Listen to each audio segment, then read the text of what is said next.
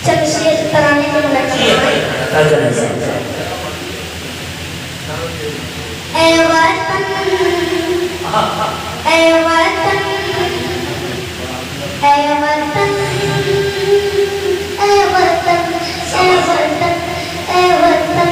ہم کو اپنی جان سے پیارا یہ ہندوستان ہے ہم کو اپنی جان سے پیارا یہ ہندوستان ہے اے وطن تیرے لیے جان اور دل قربان ہے اے وطن تیرے لیے جان اور دل قربان ہے ہم کو اپنی جان سے پیارا یہ ہندوستان ہے اے وطن تیرے لیے جان اور دل قربان ہے